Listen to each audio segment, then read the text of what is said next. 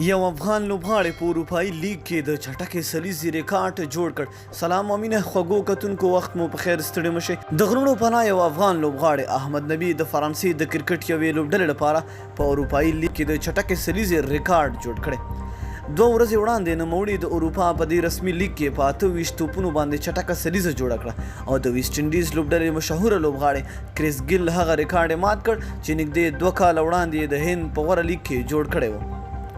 د احمد نبي وړاندې د ویسټ انډیز کریس ګیل د بنګلور لوبډلې لپاره د هند په غوره لیګ IPL سیالیو کې په 13 توپونو باندې سلیزه وهلې وه.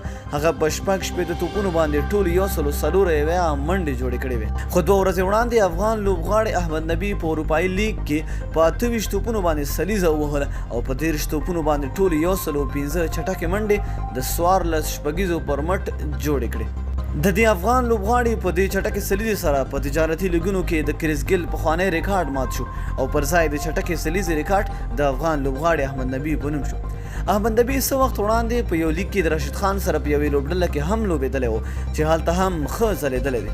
د خبریال .com د معلوماتو پر اساس دغه کلاسیک توپ وهونکی احمد نبي د افغانستان د بغلان ولایت اوسېدونکی دی چې دا مهال په فرانسې کې ژوند او کرکټ کوي. د احمد نبي پر وینا کله چې نوموړي په افغانستان کې و په ولایتي سیالیو کې دی نه و اخیستل شوی، نو له همغې ورځې وروسته نوموړي فرانسې ته کډوال شوی چې اوس یې هلته خپل کرکټ او ژوند پیل کړی. نو درنو ملګرو، د احمد نبي په څېر موږ ډېر بااستعداده لوبغاړي په افغانستان کې لرو، خو افسوس چې دغه میراثانو د لاسه کرکټ تباه دی او نه غواړي چې نور داسې ښکلي بااستعداده لوبغاړي د کرکټ ته راشي او کرکټ یو ځای ته ورسوي.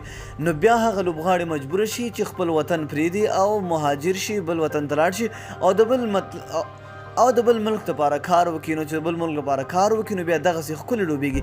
نو الله دې وکړي چې دغه میراثانو نه زموږ کرکټ خلاص شي او ښایسته او بااستعداده لوبغاړي زموږ په لوبډلې کې شامل شي او کرکټ ته یو ځای ته ورسوي. نو که ویډیو مو خوښ شوي، ویډیو سره لایک کړئ، خپل نظر مو لاندې په کمنټ کې راسره شریک کړئ. تر بل ویډیو د الله په امان.